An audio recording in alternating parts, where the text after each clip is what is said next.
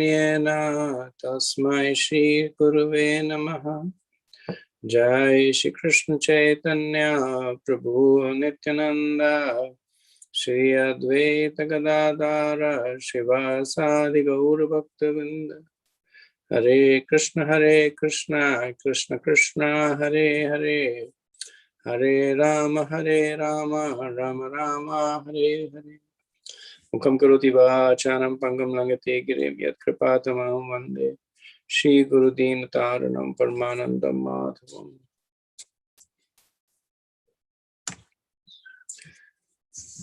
Hare Krishna. Today we'll start the fourth canto of the Bhagavatam, which is titled Creation of the Fourth Canto. Creation of the Fourth Order.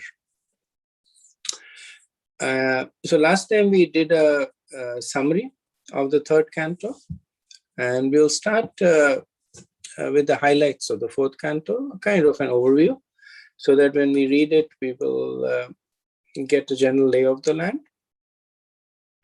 The third and the fourth cantos, as we know, correspond to the thighs of the Lord. The first and the second to his lotus feet. And in the third canto, a wide variety of topics were discussed. We discussed primary and secondary creation. We discussed Sankhya, Astanga Yoga, Bhakti Yoga. We discussed family life and embryology, time, karma. So many topics were discussed. Very much like the third canto, the fourth canto is also very rich in content. It is more clustered around pastimes. Third canto was more philosophical. The fourth canto is more us learning from the narration of the pastimes.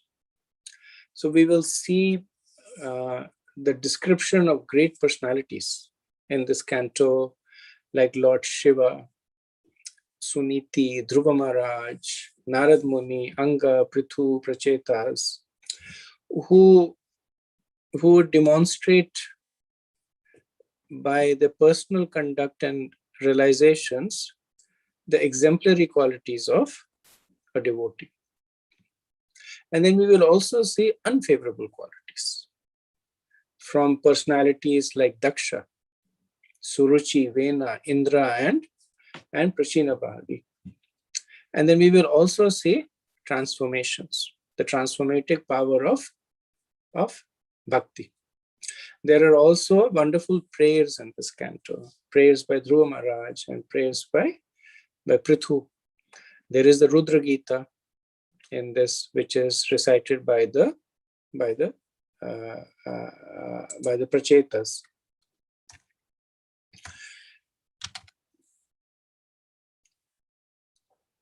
So, in addition, or maybe as a basis of all this, the fourth canto actually continues speaking about Manmantra, the Manmantra of Swayambhavu Manu. So previous third canto spoke about Swayambhavu Manu's daughter, Devahuti. That was a primary focus. Devahuti, she marries Kardama. And again, the focus there is on her son. Even though she has 9 daughters, the focus there is on the son, Lord Kapila. Here, the lineage is talked about more elaborately. What happens to the 9 daughters of Devahuti? Who are they married to? What about the other 2 daughters of Swayambhavu Manu?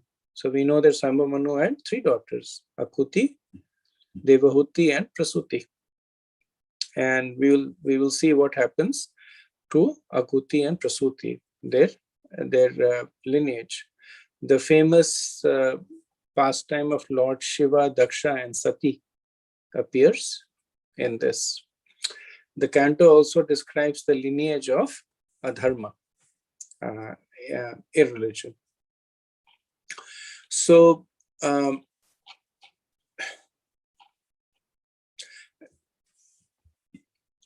according to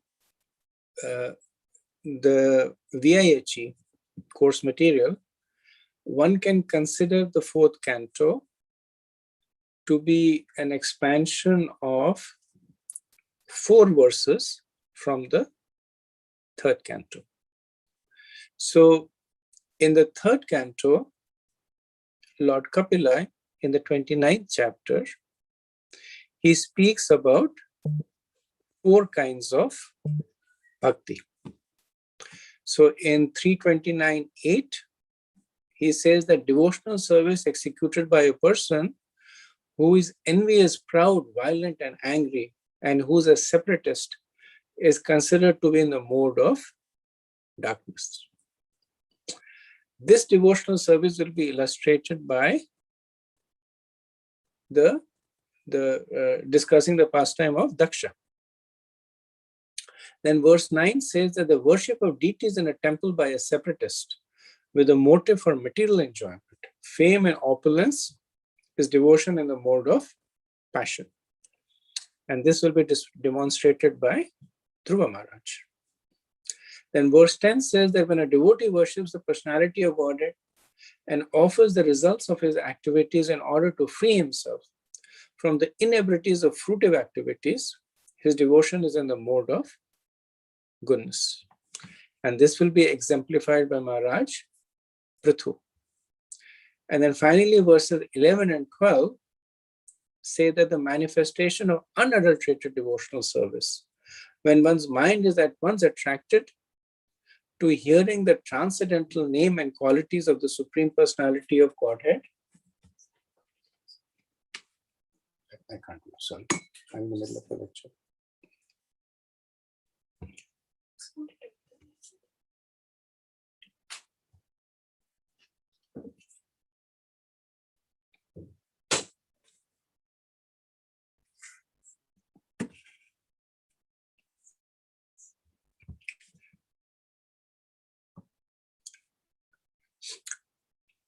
I'm sorry. So the manifestation of unadulterated devotional service.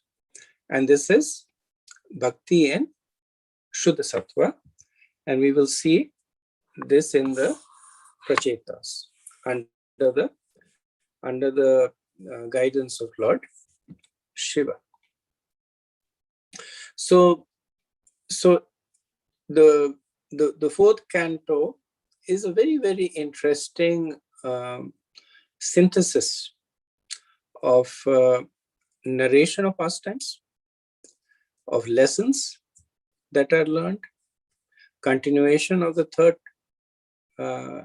third canto, and inspirational prayers. They're all expertly synthesized by Maitreya in answering the questions of Vidur.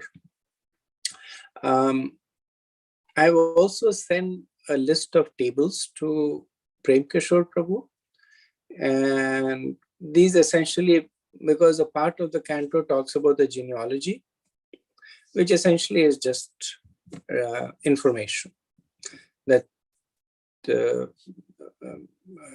Devahuti had 9 daughters. The name of the 9 daughters were such and such. They were married to such and such.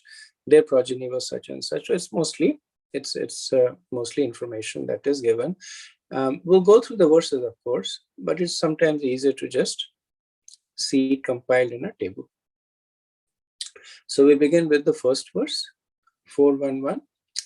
Maitre Vacha Manastu Shatrupayam Tishrakanya Sajanjire Akuti Devahutascha Prasutir iti Vishrutaha. Shri Maitreya said, Swayambhava Manu begot 3 daughters in his wife Shatrupa, and their names were Akuti, Devahuti, and Prasuti. So Maitreya says Manohotu, of Manu, and the word tu indicates the special position of Swayambhavu Manu. So we know from the third canto that when Brahma was in the process of secondary creation, he was trying and getting frustrated. He created the 4 Kumars and they refused. He created the Rudras and they started destroying. He created the 10 Manasputras, but they were not successful in populating the universe. Then Swayambhu Manu came, and Lord Brahma became very pleased by the eager devotion of Swayambhavu to fulfill the desire of his father. We see Lord Brahma praising him in such sweet words, benedicting him.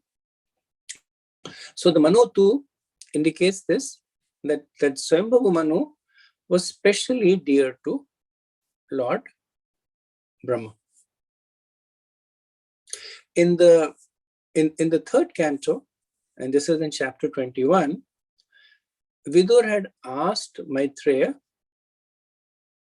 to speak about the dynasty of Swayambhavu Manu. And in response to that, Maitreya first described the second daughter of Swayambhavu Manu. So Devahuti is the second daughter. Akuti is the eldest daughter. And he described because of her descendants, that the personality of Godhead would appear as her son and would speak Sankhya. Now, Devahuti is not the only daughter of Manu who has the personality of Godhead as a son. Even Akuti has. But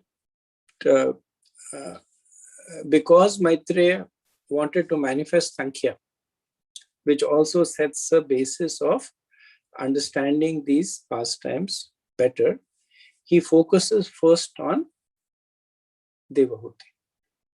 And even describing Devahuti, he simply describes Lord Kapila, does not describe the other daughters. Now Maitreya will begin to expand on this description, the other daughters of Devahuti and the other daughters of Swayambhavu Manu. So Srila Prabhupada says that he's giving us a preview of the fourth chapter of the fourth canto. So he says that in the fourth canto there are 31 chapters, and all these chapters describe the secondary creation of Brahma and the Manus. So Visarga is described in the fourth canto. Now, one thing while talking about what does the canto speak about, and we discussed this in the second canto, 10th chapter, that generally the acharyas, they discourage the notion of a canto exclusively speaking about a topic. So we know there are 10 topics of the Bhagavatam: Sarga, Visarga, Sthanam, Poshanam, etc. Generally the Vaishnavas, Jiva Goswami, Srila Prabhupada, the acharyas that discourage this notion that canto speaks about a particular topic in its entirety. They may accept the fact that one particular topic is spoken more than another topic, and then ascribe that to it. But it is mostly intellectual. There is no significant philosophical gains that are made to this. So Prabhupada is saying that the fourth canto talks predominantly about Visarga, but then we will see that it is also talking about Ishanukatha. Ishanukatha is the pastimes of the devotees of the Lord, right? That's what the 4 devotees in different moods are discussed. It also talks about Manvantara, the descendants of Manvantara, Also, it talks about portion, the protection by the Lord. So Srila Prabhupada continues that the Supreme Lord himself does the real creation by agitating his material energy, and then by his order, Brahma, the first living creature in the universe, attempts to create the various planetary system and their inhabitants, expanding the population through his progeny like Manu and other progenitors of living entities who work perpetually under the order of the Supreme Lord. The first chapter of the fourth canto, there are descriptions of the three daughters of Swayambhavu Manu and their descendants. The next 6 chapters describe the sacrifice performed by King Daksha and how it was spoiled. Thereafter, the activities of Maharaj Dhruva are described in 5 chapters. Then in 11 chapters, the activities of King Prithu are described. And the next 8 chapters are devoted to the activities of the Prachaita kings. So in this way, Srila Prabhupada gives a summary of the 31 chapters in this canto. That in the first chapter, the lineage of the 3 daughters of Swayambhavu Manu and their descendants. Then in the next 6 chapters, the Yagya by Prajapati Daksha and Sati. Then in 5 chapters, Maharaj Dhruva. Then in 11 chapters, King Prithu. And then in 8 chapters, the activities of the Pracheta kings. So this verse talks about the 3 daughters of Manu and Shatrupa, Akuti, Devahuti, and Prasuti. In the verse, it is said Devahuti Cha. So the Cha is used to indicate that in addition to these 3 daughters, Swayambhavu Manu also had 2 sons, which will be described later on, who we know are Utanpad and Priyavarta. Verse 2.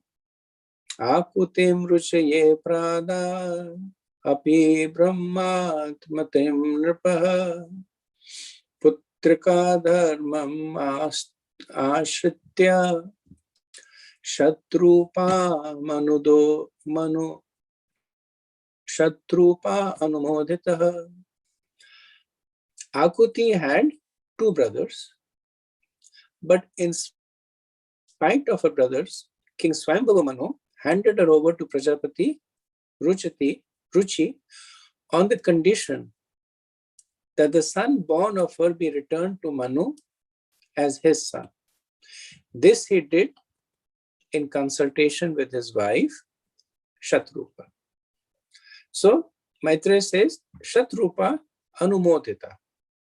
So following the consent, Anu means to follow, Modita means the mind or the consent. So following the consent of Shatrupa, Nripa Akruti Ruchaya Pradad. That Manu, so Nripa is Manu, Akuti, that he gave Akuti to Ruchaya, to Prajapati Ruchaya. And Pradad means that he bestowed her.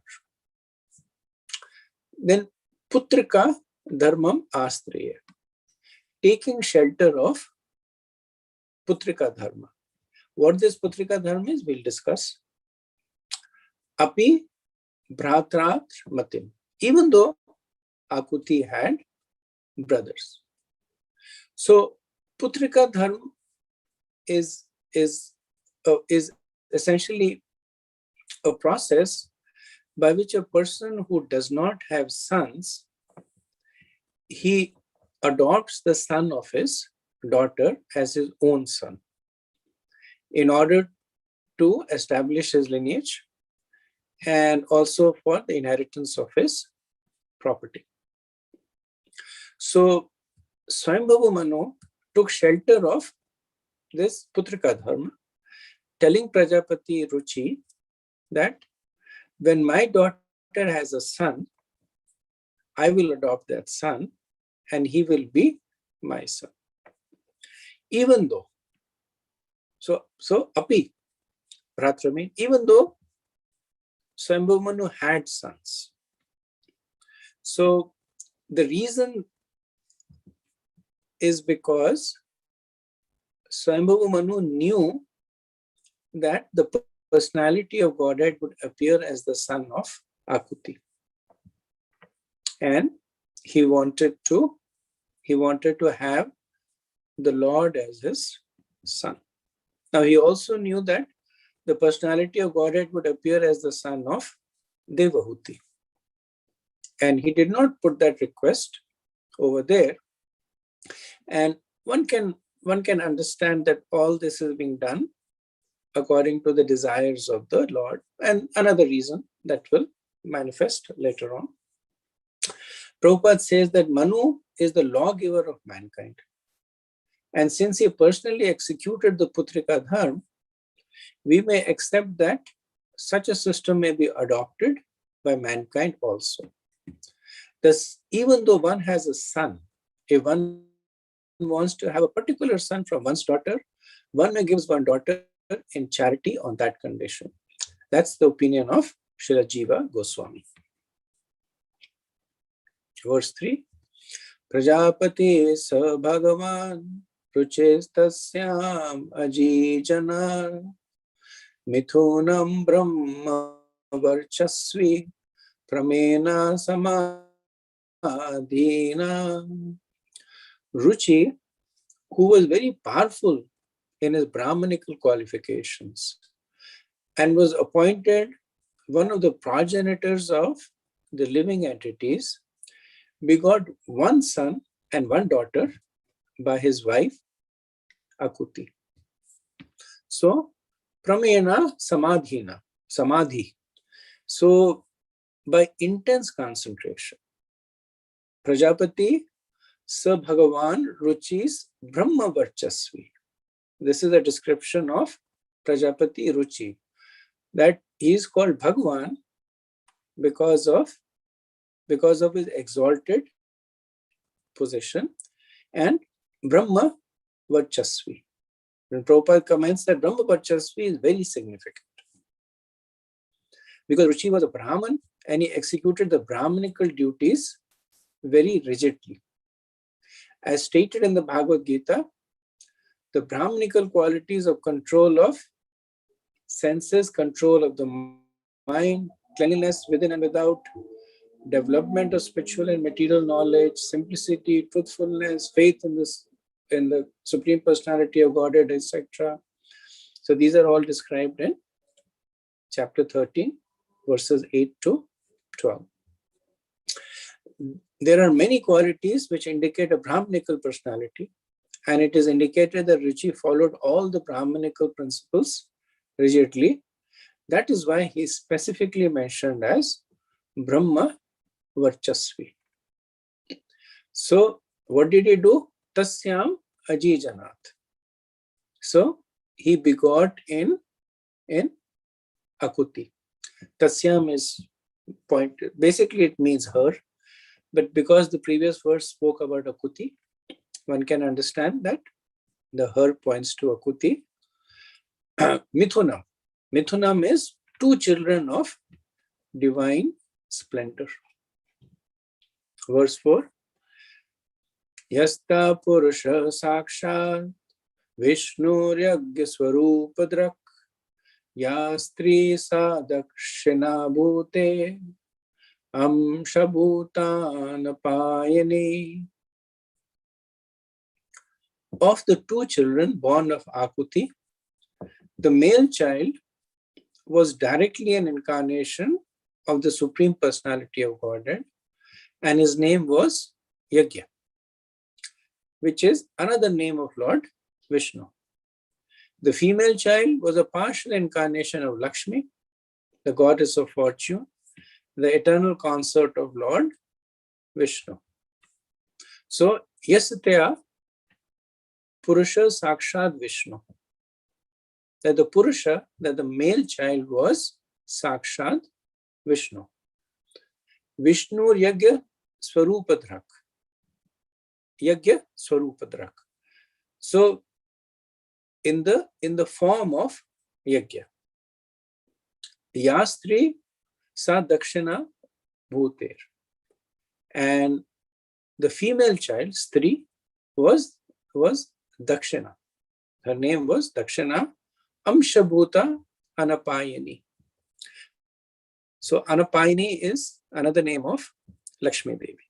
Anapayani literally means that one who is held very, very close. And because Lord Vishnu always holds Lakshmi Devi very, very close to him, she is also known as Anapayani. And Dakshina is described as Amshabhuta Anapayani, a portion of Lakshmi Devi. Prabhupada says that Lakshmi, the goddess of fortune, is the eternal consort of Lord Vishnu. Here it is stated that both the Lord and Lakshmi, who are eternal consorts, appeared from Akuti simultaneously. Both the Lord and his consort are beyond this material creation as confirmed by many authorities. Narayano Paro Avyaktad. Therefore, their eternal relationship cannot be changed. And Yagya, the boy, born of Akuti, later married the goddess of fortune.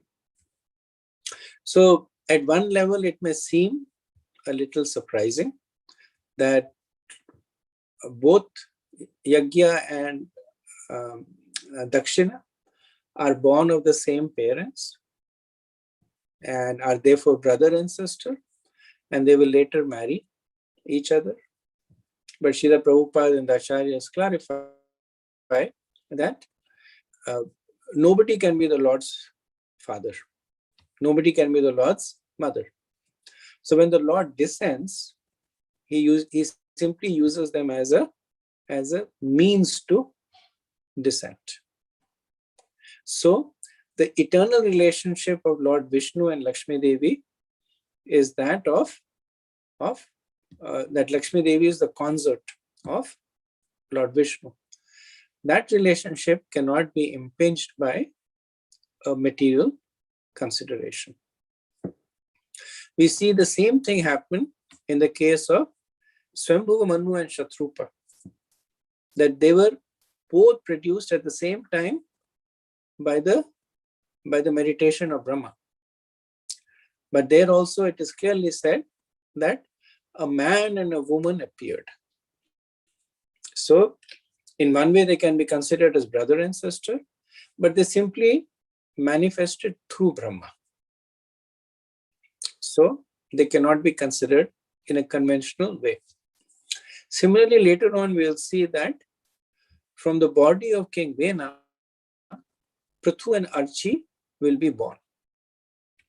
Same body, Prithu and Archi will be born, and they marry later on. So these are all instances in which the conventional understanding of siblinghood does not apply. Now, interestingly, when Maitreya will talk about the lineage of Adharma, there also he will talk about a brother and a sister marrying one another. But there it is strongly condemned because they do not have that relationship of the special circumstances of their appearance. They appear in a more conventional understanding. And there Prabhupada actually says that irreligion begins with lust. And lust in its worst form manifests when it is directed towards those towards whom lust should never appear. Between a brother and a sister, between a mother and a son, or a father and a daughter. And he says these are the cases of, this is the manifestation of sin in its most degraded form.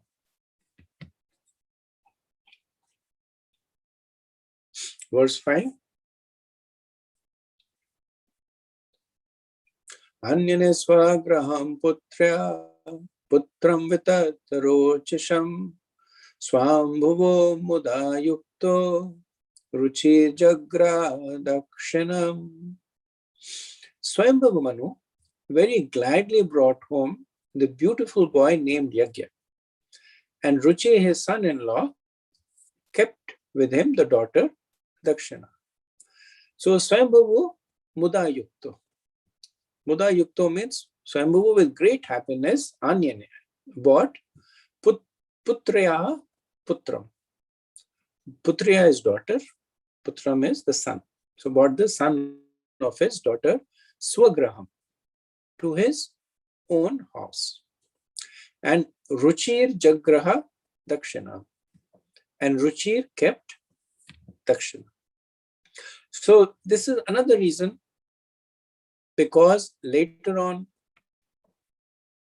Ruchi's daughter will marry the son of Swayambhavu Manu.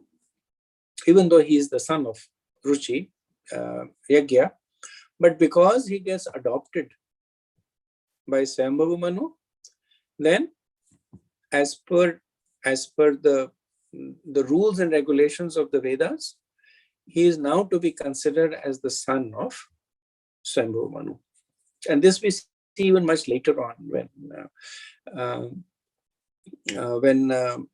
when adoption happens, then the original parent lets go of all their rights. See in the case of we see in the case of Kunti Devi, he was adopted by King Pritha, king of Pritha. And Krishna, he was adopted, kind of adopted, not formally adopted, but informally adopted by Nand Baba and Yashoda. So Prabhupada says that Swayambhavu Manu was very glad to see that his daughter Akuti had given birth to both a boy and a girl. He was afraid that he would take one son, and that because of this, his son-in-law, Ruchi, might be sorry. So Prabhupada is giving further explanation on Mudayukta. That why was Swayambhavu Manu happy? One understanding is that he was happy to receive the personality of Godhead in his own house as his own son. The other understanding is, the Prabhupada gives, is that he was happy that the daughter was also born. Because if only a son was born, and Manu would have taken the son, and then Ruchi would have been very sorry about it because he would be childless. But now that Ruchi had a daughter, Swayambhavu Manu was happy that he would not be upset. And then Prabhupada says that one of Lord Vishnu's name is Yagya because he is the master of the Vedas. The name Yagya comes from Yajushampati, which is Lord of all sacrifice. In the Yajurveda, there are different ritualistic prescriptions for performing yagyas, and the beneficiary of such yagyas is the Supreme Lord, Vishnu. Therefore, it is stated in Bhagavad Gita, Yagyatharth Karmano Nyatra. This is chapter 3, verse 9, that one should perform one's prescribed duty only for the sake of Yagya or Lord Vishnu. Verse 6. Tam kamyanam bhagavan uvaha yajo shampatihi tustayam to shammapano janyadva dashtamajam. The Lord of the ritualistic performance of Yagya later married Dakshina, who was anxious to have the personality of Godhead as her husband. And in this wife, the Lord was also very pleased to beget 12 children. Srila Prabhupada says that an ideal husband and wife are generally called Lakshmi Narayan, to compare them to the Lord and the goddess of fortune, for it is significant that Lakshmi and Narayan are forever happy as husband and wife. A wife should always remain satisfied with her husband, and a husband should always remain satisfied with his wife. In the Chanakya Shlok, the moral instruction of Chanakya Pandit, it is said that if a husband and a wife are always satisfied with one another, then the goddess of fortune automatically comes.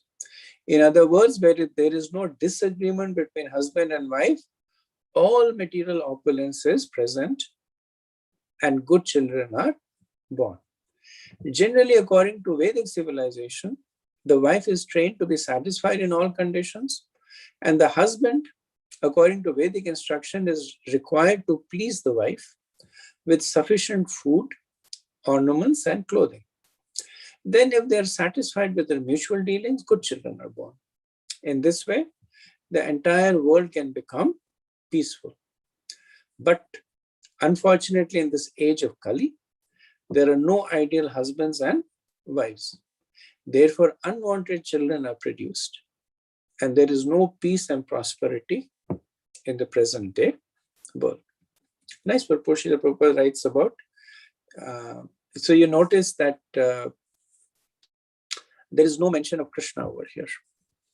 The Prabhupada is talking about how simply by following even the materialistic instructions in the Vedas, the civilization can be tremendously uplifted. So this instruction of the wife being happy with the husband and the husband being happy with the wife, and then prosperity reigning, it's what any marriage counselor would probably speak. It is what comes in the realm of general instructions in the mode of goodness, and that in itself is sufficient to make this world a much more happy and prosperous place. So how much more so if the husband and the wife are happy together in serving Krishna? So just by being happy together, the world is prosperous. So one can only imagine how much more it would be if they were happily serving the Lord with one another.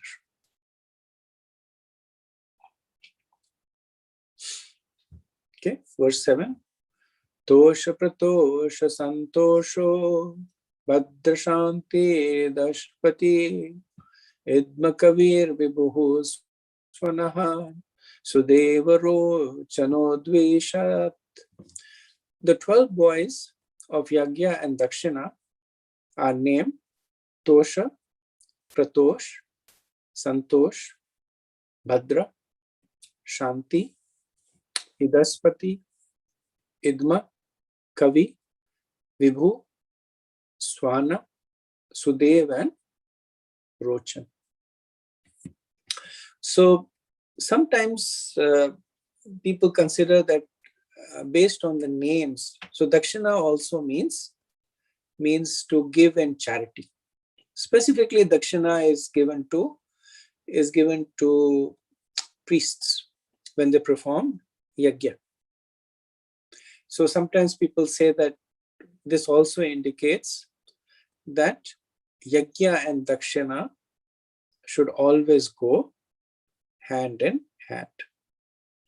In the 17th chapter of the Bhagavad Gita, Krishna makes this point that any yagyas that are performed without following the rules and regulations of the yagyas, without the chanting of the holy name of the Lord, without the distributing of prasadam, and without giving proper remuneration to the priests, are considered to be useless, futile. They have no effect. However, at least in the Bhagavatam, this is not explicitly stated. And as far as I know, none of the prominent acharyas also comment on this fact that Yagya and Dakshina indicate that Yagya should be accompanied with dakshina. But there are certain commentators, not really commentators, certain people when they give classes, they do make this point. May or may not be completely right or completely wrong. Okay, so we'll do the next set of verses and then we'll pause for any discussion. Verses 8 and 9 we'll do together. Tushitanam te deva asan swayam bhuvantare marichi mishra rishyo yagyasuro ganeshwaraha priyavarta tupana upan padau manuputrau mahosjasau tatputra pautrana anuvratam tad antaram. During the time of Swambhava Manu, these sons all became the demigods, collectively named the Tushitas. Marichi became the head of the 7 rishis, and Yagya became the king of the demigods, Indra. Swambhu Manu's 2 sons, Priyavarta and Utanpad, became very powerful kings, and their sons and grandsons spread all over the 3 worlds during that period. This is the lineage that is being described. Srila Prabhupada in the purport says that in every manvantara, there are 6 kinds of living entities. So what are these 6 kinds? There is the Manu himself, the chief progenitor. In this case, the Manu was Swambhava Manu. Then there is the sons of Manu, Manuputras. In this case, it was Priyavarta and Utanpad. Then there are the Devas, the demigods.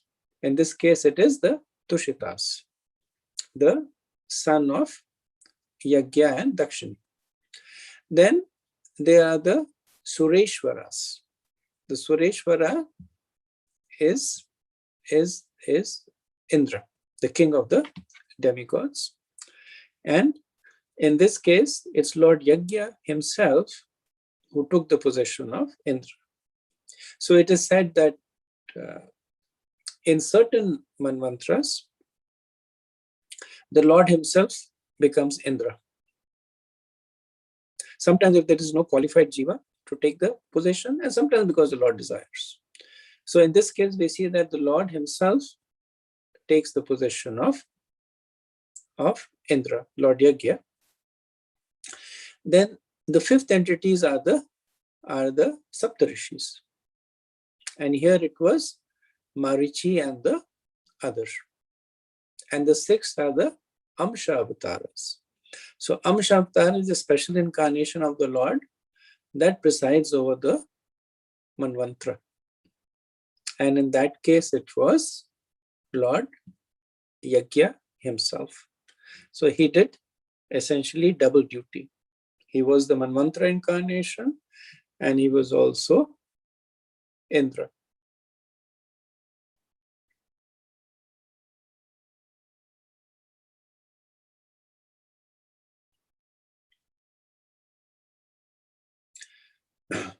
So this is also given in the 12th canto, chapter 7, verse 15, where it says that in each reign of Manu, 6 types of personalities appear as manifestation of Lord Hari. The ruling Manu, the chief demigods, the sons of Manu, Indra, the great sages, and the partial incarnation of the Supreme Personality of Godhead. So these 6 entities, they change in every manvantara. So in our manvantara, we have a different set of these 6 entities. The Indra is Purandar, the demigods are the Adityas, the Amsha avatar or the Manvantara incarnation is Vamandev, the Saptarishis, not sure who heads the Saptarishi, but the Saptarishis are described. Agastya and Kashyap, and the sons of Manu. Again, not sure who are the sons of Manu in this, but this is described in the 8th canto of the Bhagavatam, where for each of the 14 mantras in the current day of Brahma, these 6 personalities are given. So if anybody is curious, they can peek over there and get the name of these personalities for our particular mantra. Okay, so I'll pause here and see if there is any discussion.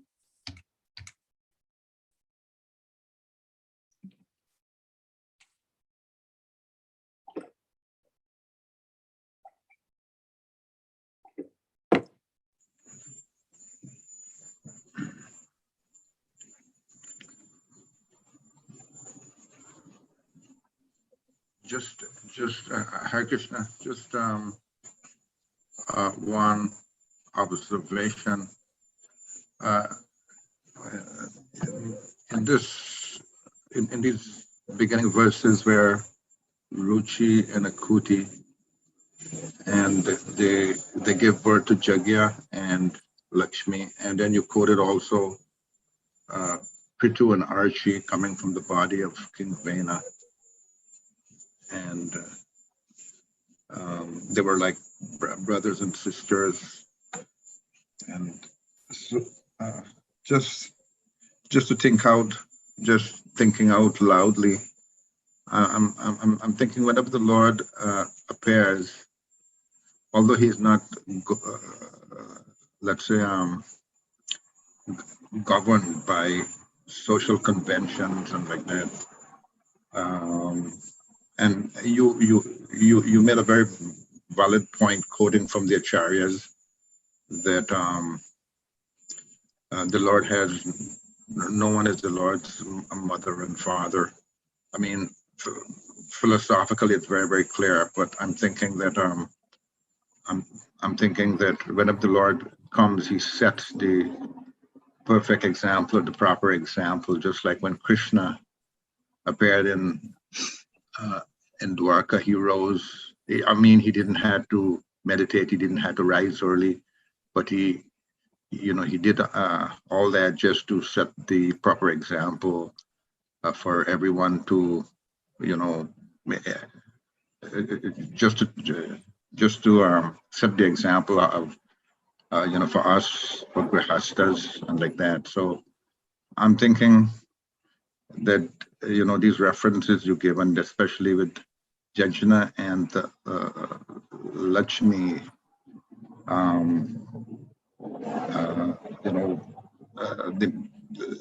the people in the future might want to quote this as a reference, that, it's okay. I'm just thinking out loudly, it's that. Anyway. It's a valid point. We actually see the Lord doing both things. So you were giving the example of Krishna.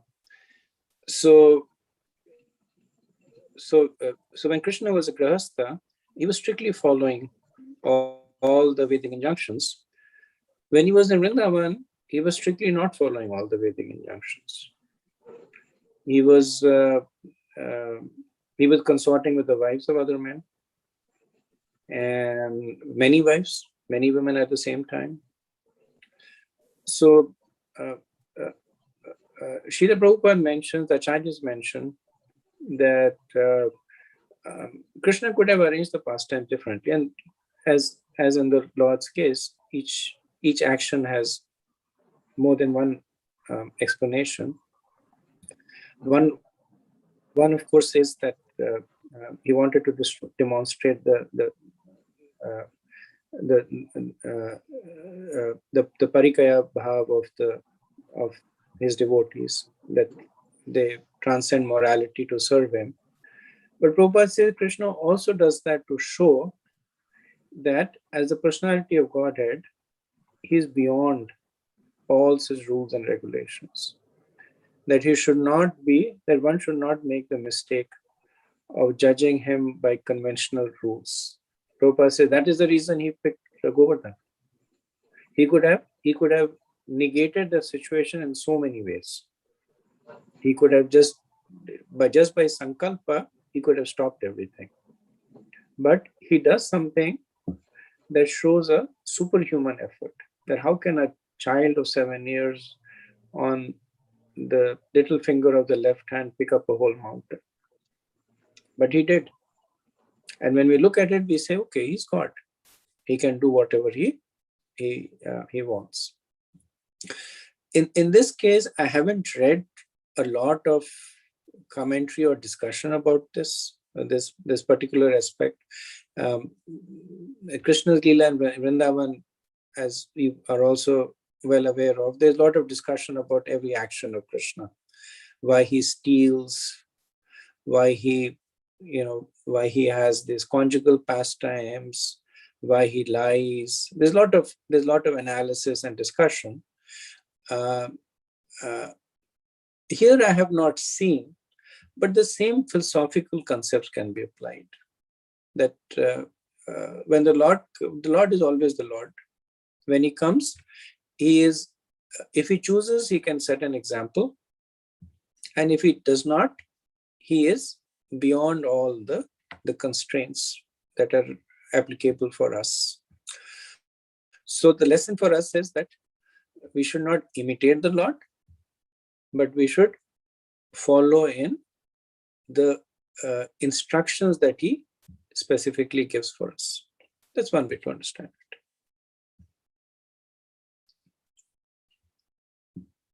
Thank you. Thank you very much.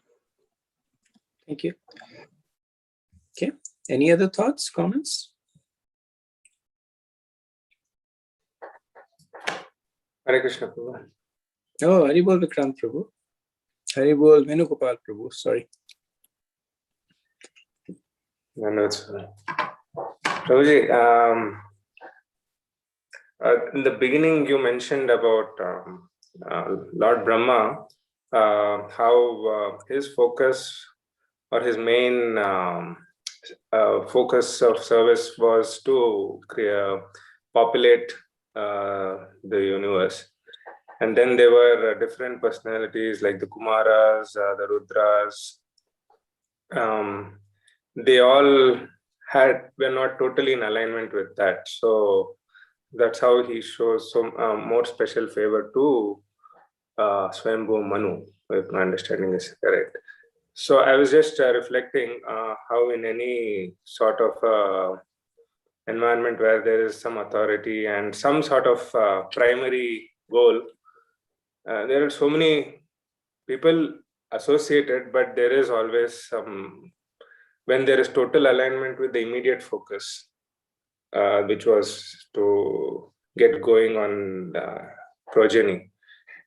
So there was this special attention.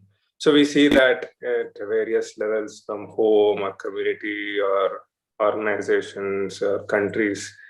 So I was just trying to understand that this will be there and this is normal, where if there is complete alignment, you'll have the attention of the authorities, or else you may not be kind of, I don't know what was the mood, but they were not disregarded or anything. They did their own thing, the Rudras or the Kumaras, but here there was some special favor or attention. So I was trying to understand it like that. Is that right way to? That's a very good point you're making, that the mercy flows when there is adherence to instructions, whatever the instructions may be. That's how the mercy flows. We know that in case of our relationship with the spiritual master, that whatever instructions that he gives, when we follow them, the mercy flows. So the spiritual master is merciful to everybody. He does not play favorites, that you are my favorite disciple, you are not. But yet we see that one disciple receiving more mercy than others. It's not a sign of favoritism. It's just that that particular devotee is more faithfully following the instructions of the spiritual master.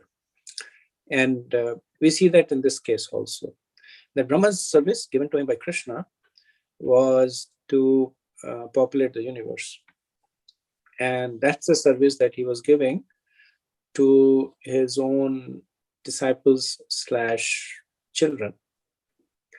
And the case where the service was, the instruction was executed with the greatest amount of fidelity and enthusiasm, the mercy was more so there. Slight exception over here again is that the 4 Kumaras, they refused to follow his instruction. And because they refused to follow for higher purpose, they are not condemned for that. But again, these are special situations with great personalities. In a more conventional environment, as you were saying, in an organization or a city or a country, it behooves one to follow the instruction coming down the line of chain of authority, or in our case through parampara. That's the most potent way for us to receive the mercy. Thank you. Thank you for the wonderful questions. So let's continue from verse 10. Devahute madatata kardamya tmajam manuhu tat sambandh shrutta prayam bhavata gadat mama. My dear son, Swayambhavu Manu handed over his very dear daughter Devahuti to Kardama Muni. I have already spoken to you about them, and you have heard about them almost in full. So the previous few verses was the descendants of Akuti. So Maitreya has concluded that. Now he comes to the second daughter of Manu, Devahuti, and as a placeholder, he says she was married to Kardama Muni.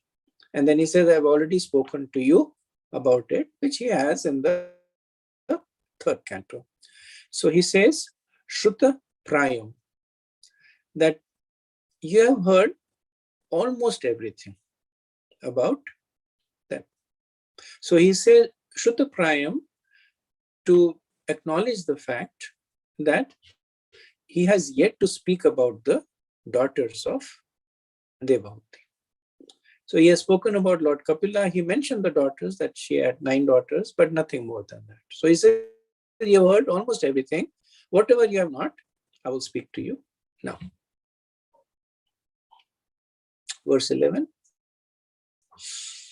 Dakshaya Brahmaputraya Prasutim Bhagavan Manuhu Praya Chadyat Kritaha Sargas Trilokayam Vitato Mahan.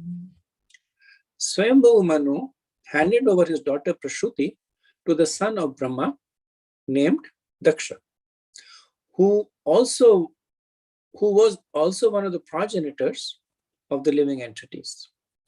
The descendants of Daksha are spread throughout the 3 worlds. So the word Daksha means expert. And Daksha was expert in having children. Prabhupada said he was expert in engaging in sexual affairs.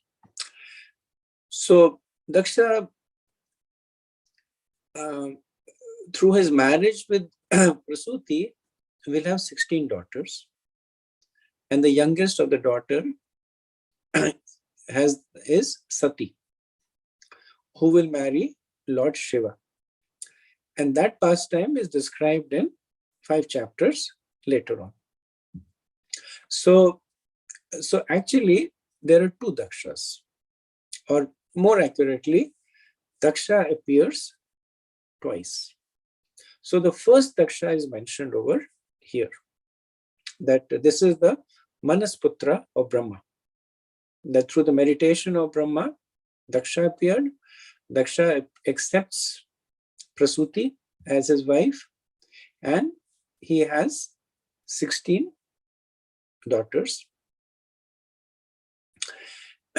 Then he conducts the Yagya, in which he will insult Lord Shiva, and because of that, he will be killed. And then Lord Shiva arranges for him to have the head of a goat so that he can complete his Yagya, and then after that he dies. So that's the end of Daksha 1. Then later on, the same personality is born in the lineage of Uttanpad as the son of Prachaitas.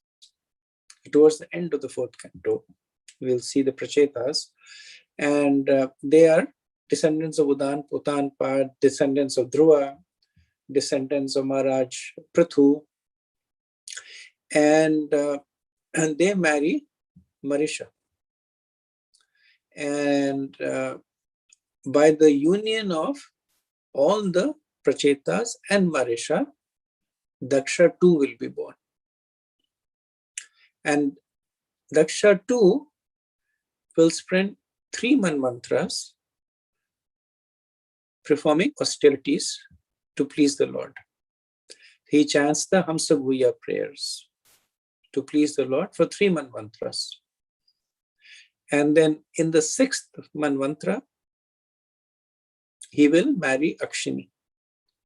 And by his marriage with Akshini, he will have 10,000 sons, the Harasvas. Narad Muni will preach to them and make them all brahmacharis. So then Daksha has 1,000 sons with Akshini, called the Sabalasvas. Narad Muni will preach to them again and make them all brahmacharis. So Daksha gets upset at Narad Muni and curses Narad that you will not be able to stay in one place for more than 3 days. Then he will have 60 daughters with his wife, who will marry various stages. 13 of those 16 daughters will marry Kashyap Muni. And these are Aditi, Diti, Danu,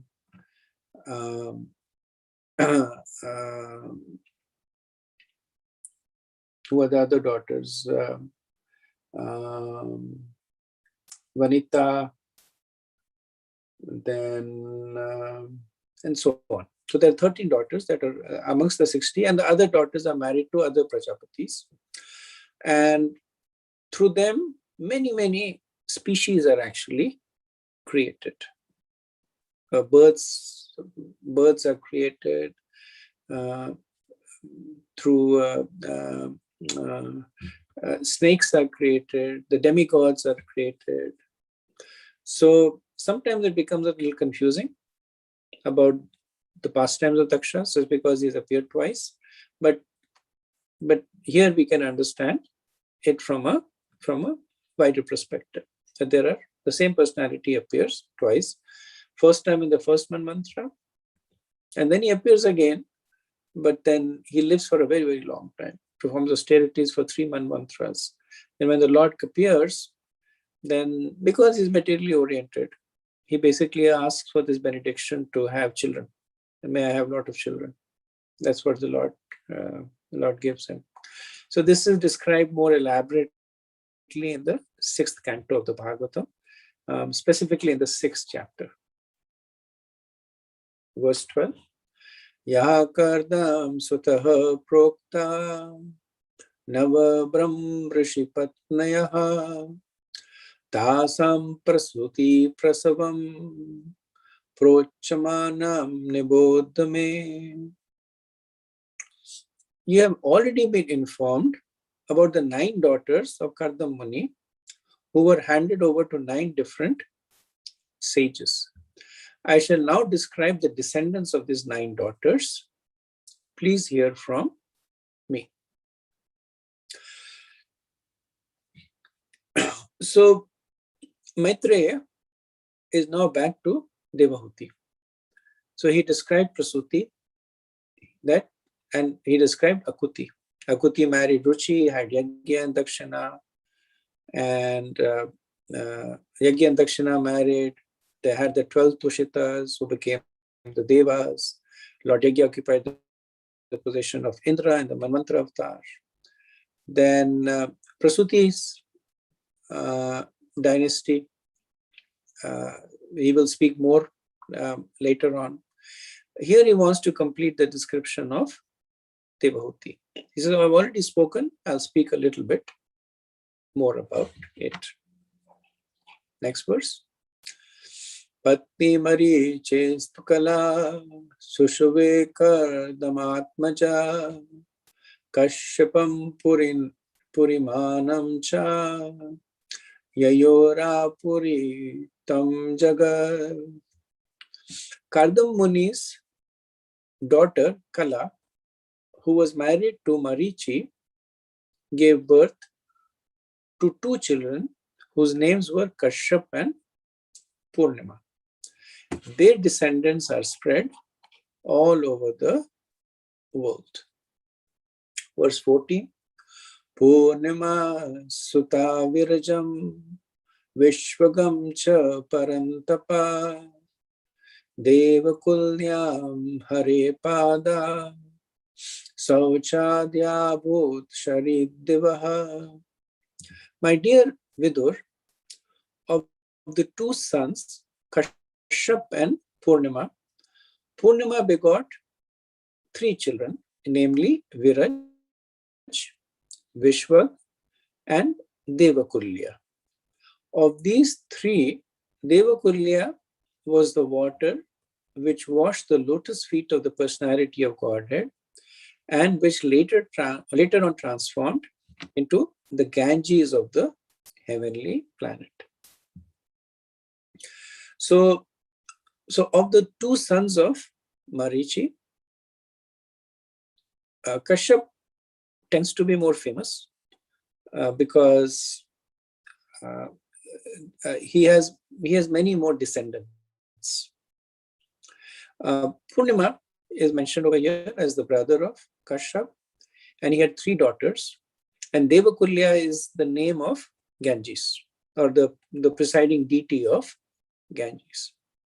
So we know the pastime of the descent of Ganges, and just like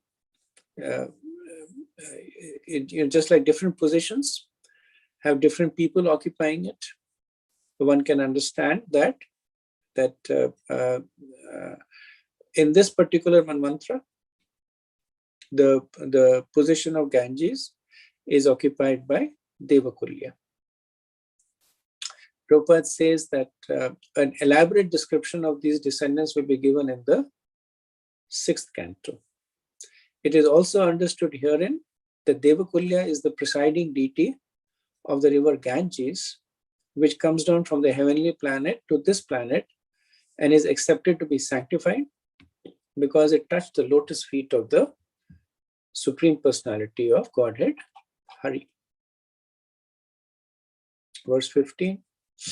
Atra patnya anasuyatrin jajne suya shaha suta datam durvasham somam atmesh brahma sambhavam. Anasuya, the wife of Atri, gave birth to 3 very famous sons, Soma, Dattatreya, and Durvasha, who were partial representatives of Lord Vishnu, Lord Shiva, and Lord Brahma. So here it's not respectively, because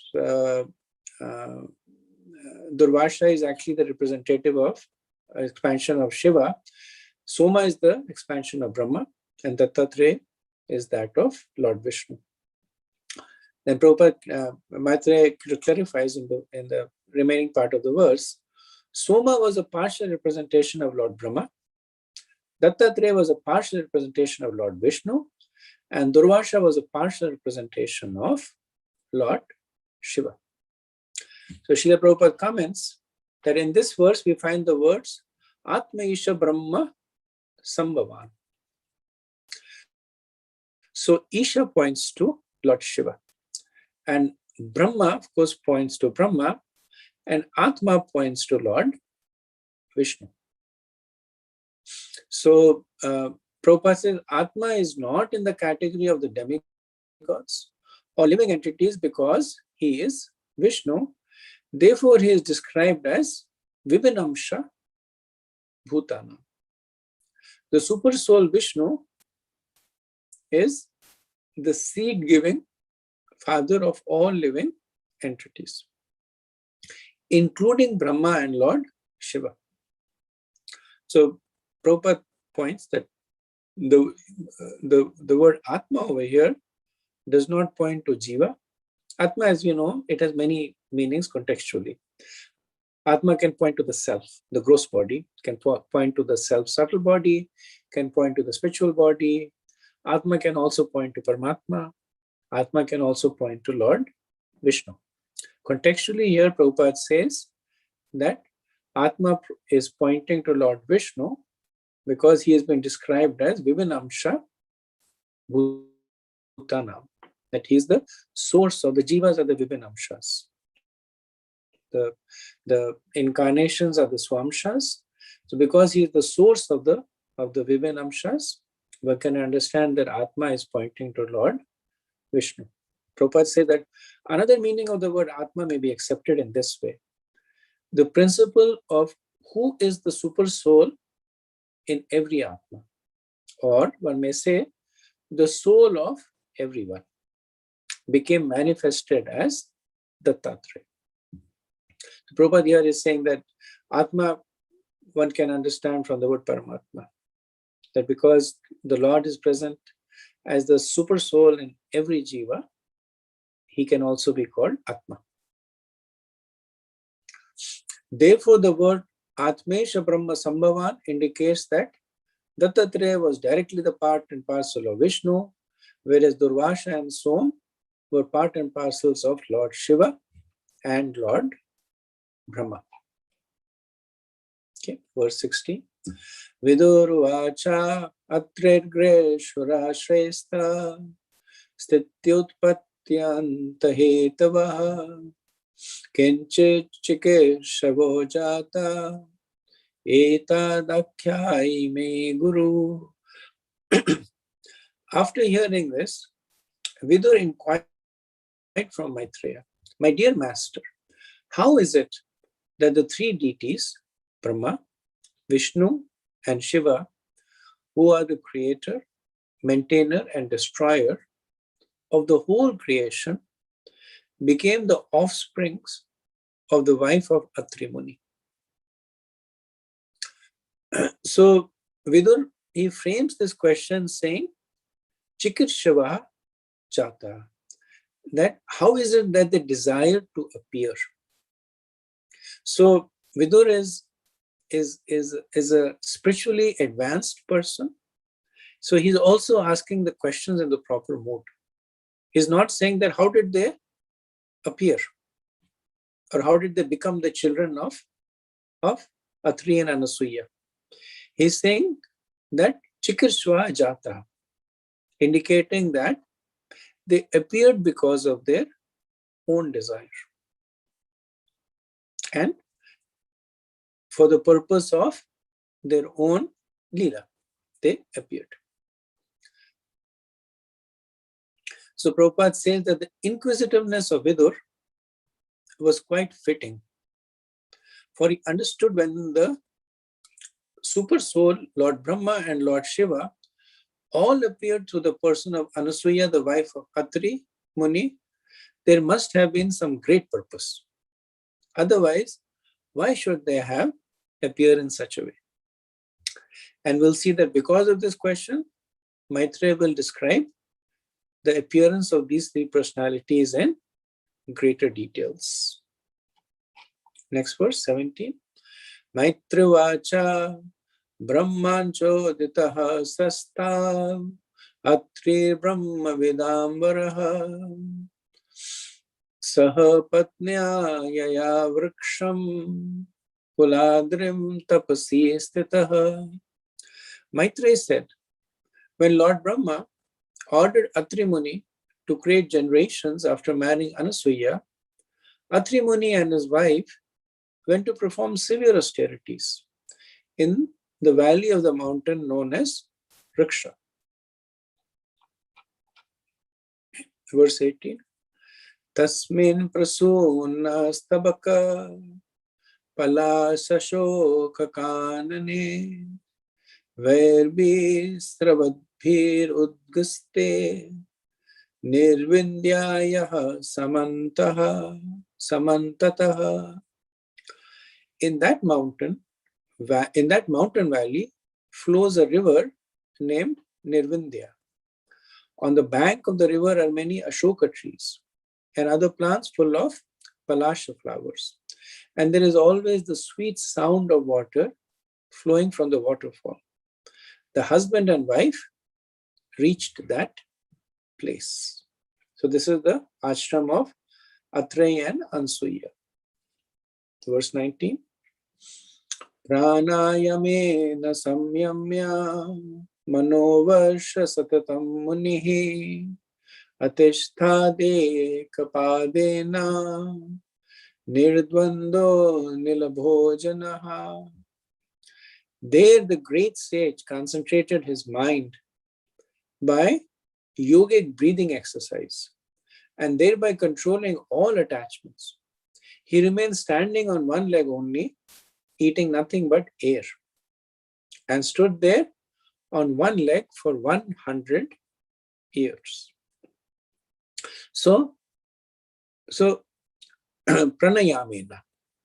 So this is important to note because it will appear later on that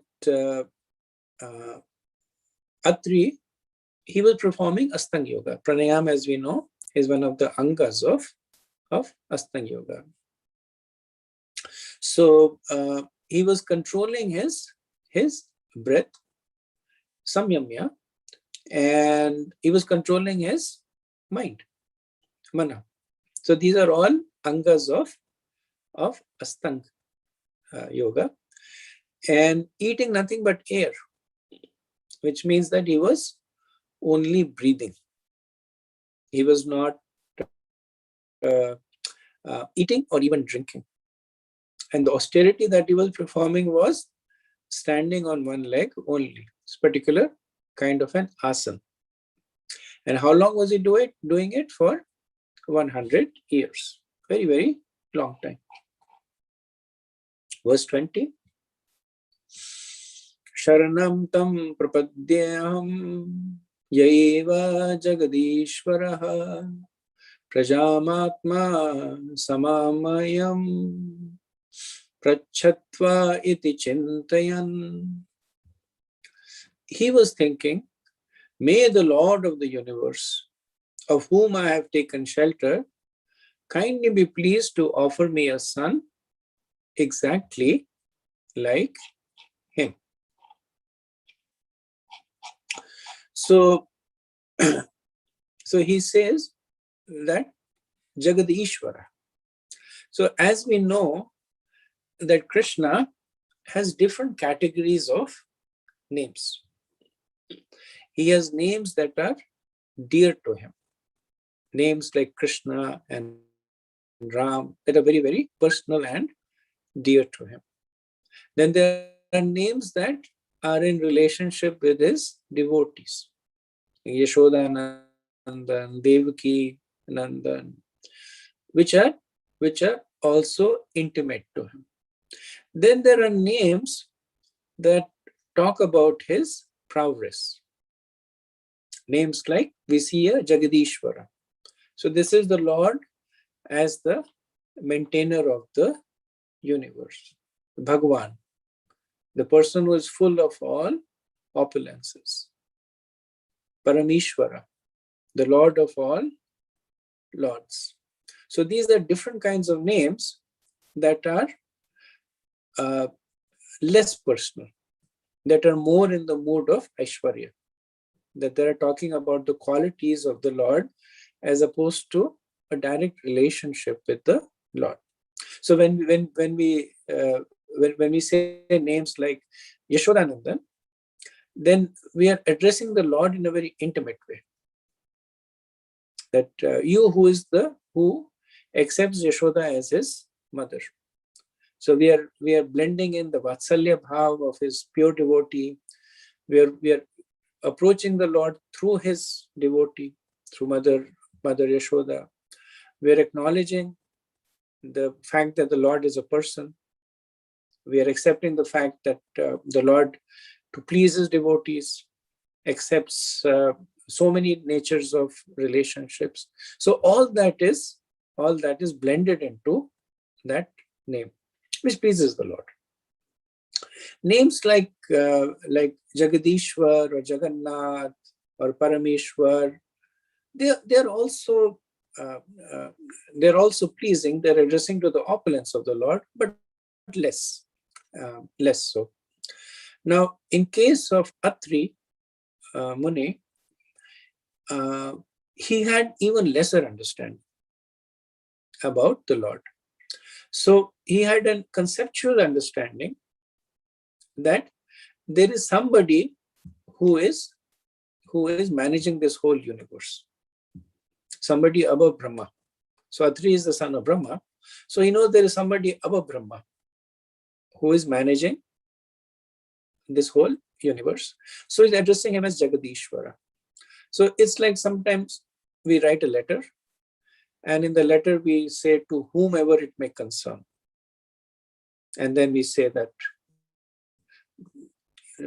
whatever, that please find this request of mine to whomever it may concern. So we know there is a person who is responsible for that. We don't know his name.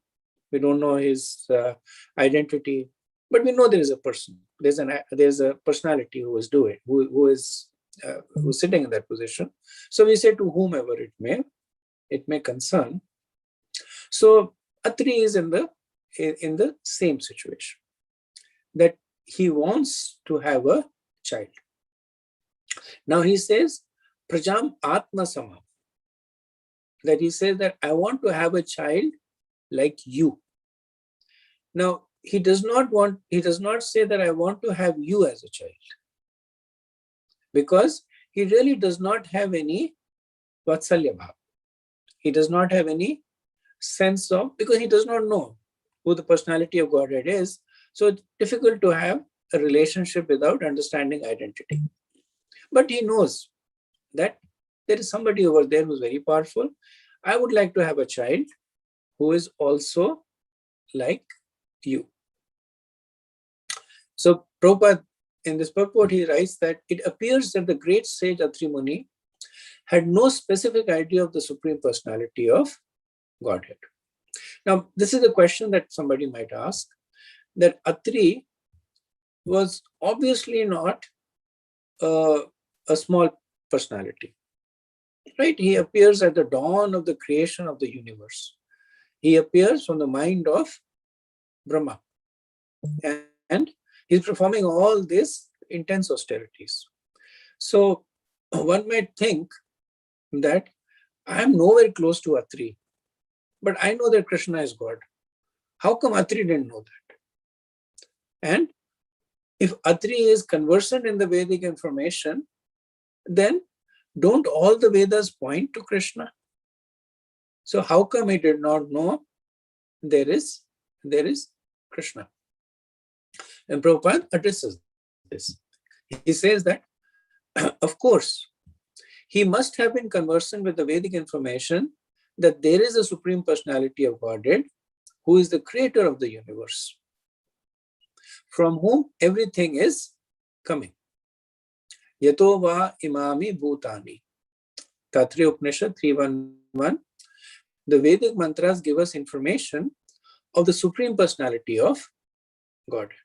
So the point Prabhupada is making is that one can actually be conversant of the Vedas without understanding the identity of the personality of Godhead. A very, very small and carefully hidden portion of the Vedas, they speak about Krishna. We have familiarity to it because of the mercy of Chaitanya Mahaprabhu and Srila Prabhupada. In reality, the majority of the Vedas do not speak about Krishna. So one may know the majority of the Vedas and still not know about Krishna. And the Acharyas say another reason is that Atri had not received the mercy of a devotee. Prabhupada later on says that this kind of devotional service in which the knowledge of the God's name is lacking is also described in Bhagavad Gita. So where is this described? In chapter 7, verse 16, where the four kinds of mixed devotees, Chaturveda Bhajante Mam. So they are approaching Krishna not as the personality of Krishna, but as a order fulfiller. That either the person is in material distress, needs wealth, is curious, looking for knowledge. So the fact that Atri Muni wanted a son like the Lord, but not the Lord, indicates that he does not have devotion for the Lord.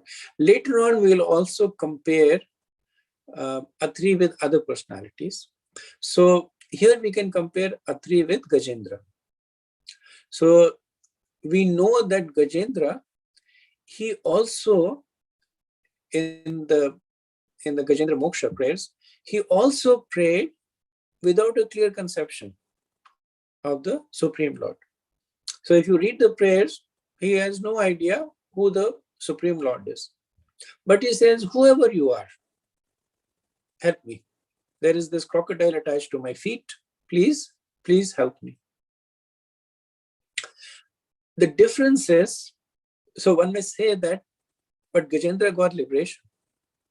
That even though he was approaching the Lord without proper sambandha gyan, he still got liberation. And the reason is that Gajendra asks for liberation. We will see that towards the end of his prayers, he will specifically request that I don't really want to be freed from this crocodile. If you want to free me from the crocodile, fine. But really speaking, I want to be freed from the cycle of birth and death. We'll later on compare Gajendra with Dhruva Maharaj and see the difference in the conception between the two. We'll compare him with Maharaj Nabhi, who also prayed for the Supreme Lord, and see the difference between the two. So I'll pause over here. I'm sorry, I ran a little bit over time. I wanted to complete the verse. If there's any discussions, we can more than happy.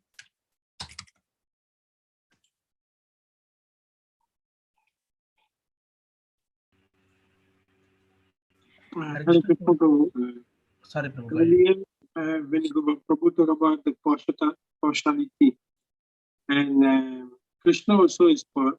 We say Krishna is impartial, but he's partial to his devotee, no? And then he even say, my devotee never perish in this way as well.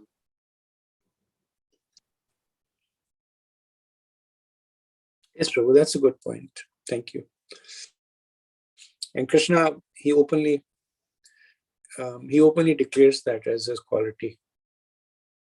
That while I'm impartial to everyone else, but I'm partial to my devotees to the extent that they live in me and I live in them.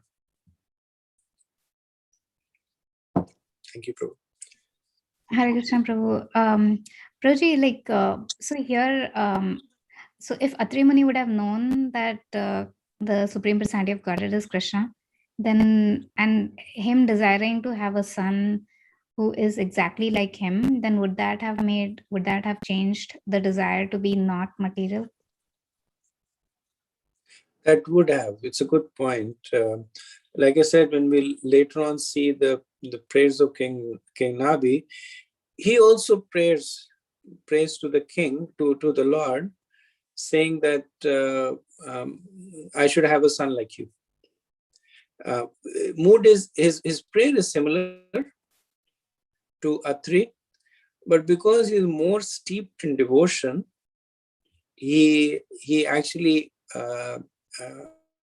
develops this Vatsalya Bhav later on.